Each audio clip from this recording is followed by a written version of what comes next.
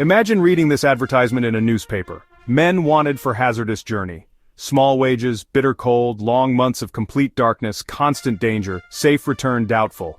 Honor and recognition in case of success. Hundreds of men applied, 27 were chosen, and in 1914 they set sail with the legendary explorer Sir Ernest Shackleton on a ship named, with breathtaking irony, the Endurance. Their goal was to be the first to cross the entire continent of Antarctica on foot. They never even set foot on the continent.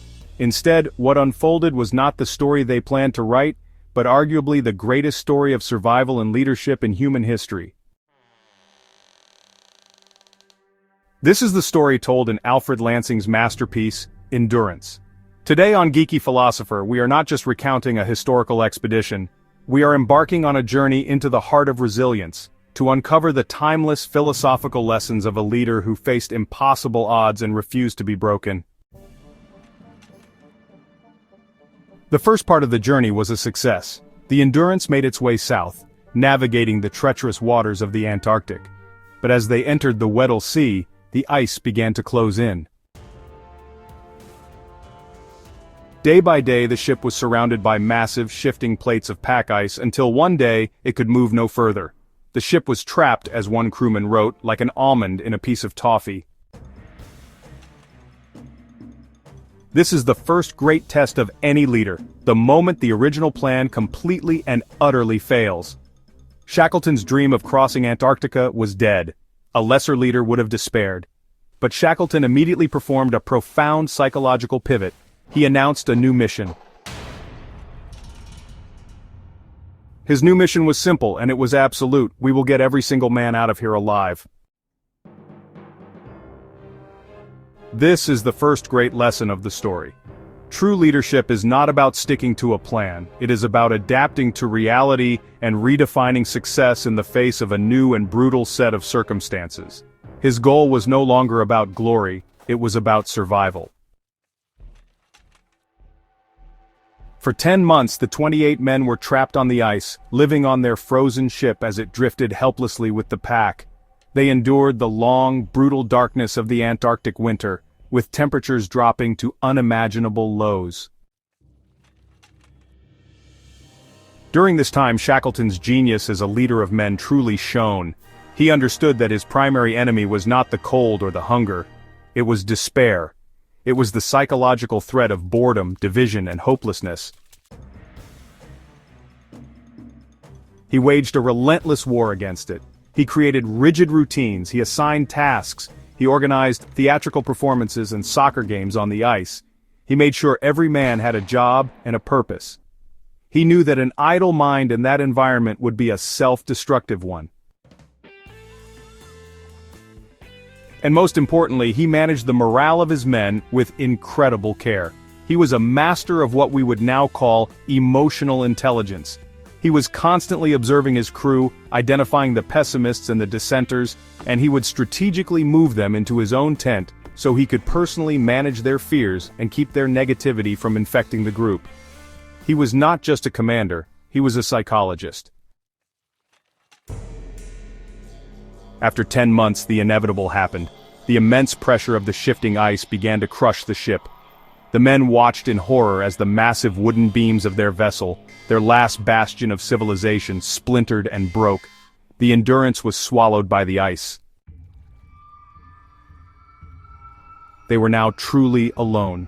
28 men with 3 small lifeboats and whatever supplies they could salvage, stranded on a floating piece of ice in the most hostile environment on Earth. This is the moment that tests the very limits of human hope. But Shackleton's focus was unwavering. He projected an aura of absolute, unshakable confidence. He never allowed his men to see him doubt. He knew that their hope was his most precious and fragile resource, and he protected it with his life. For another 5 months, they drifted on the ice floes, until the ice finally began to break up, revealing the open, violent sea. Now came the most dangerous phase of their journey.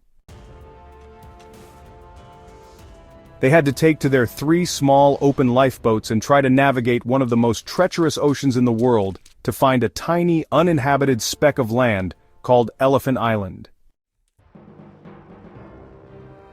For 7 days they were battered by freezing waves, soaked to the bone, suffering from frostbite and dehydration. It was a nightmare, but through incredible navigation and sheer force of will, they made it. They landed on the rocky shores of Elephant Island. It was the first time they had stood on solid ground in 497 days, but, they were not saved.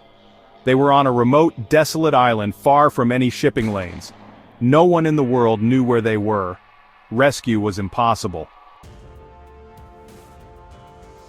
Here, Shackleton made the most audacious decision of his life. He knew that to wait for a rescue that would never come was a death sentence. He would have to go and get it himself. He took the strongest of the 3 lifeboats, the James Caird, and chose 5 of his best men. Their goal was to sail 800 miles across the Drake Passage, the most violent stretch of ocean on the planet, to a whaling station on the island of South Georgia. The odds were astronomically against them. For 17 days in a 22-foot boat, they were assaulted by hurricane-force winds and monstrous waves. They were constantly bailing water, chipping ice from their sails, and navigating by tiny glimpses of the sun. It is considered by many to be the single greatest feat of small boat navigation in history. Miraculously, they made it to South Georgia, but they had landed on the wrong, uninhabited side of the island. The whaling station was on the other side, across a treacherous, unmapped mountain range of glaciers and crevasses. Exhausted and frostbitten, Shackleton and 2 of his men made one final, superhuman push. For 36 straight hours, they climbed and traversed the frozen mountains. And finally, impossibly, they stumbled into the whaling station, shocking the hardened Norwegian sailors who had never imagined such a journey was possible. But the story is not over. Shackleton's first act was not to rest. It was to immediately commandeer a ship and set sail back to Elephant Island to rescue the 22 men he had left behind. After several failed attempts due to the ice, he finally broke through, and when his men saw the ship on the horizon, they erupted. Every single one of them was alive. Shackleton had fulfilled his new mission. The story of the Endurance is, honestly, a story of failure. Shackleton failed to achieve his original goal, but, in that failure he achieved something far greater. He achieved a triumph of the human spirit.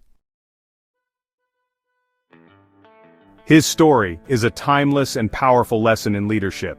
It teaches us that a true leader is not the one with the best plan, but the one who can adapt when the plan falls apart. It's the one who puts the well-being of their people above all else. And really, it's the one who understands that their most important job is to be a dealer in hope. And it is a profound testament to the incredible resilience that lies within all of us. It's honestly a reminder that in our darkest and most hopeless moments, we are capable of so much more than we think we are.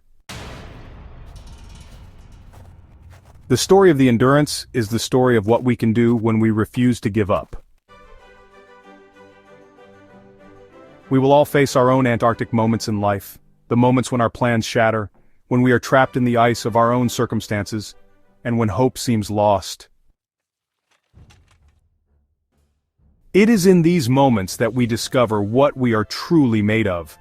If you are someone who believes in the profound power of resilience, in the quiet strength of a great leader, and in the unbreakable nature of the human spirit, then you are a student of this story.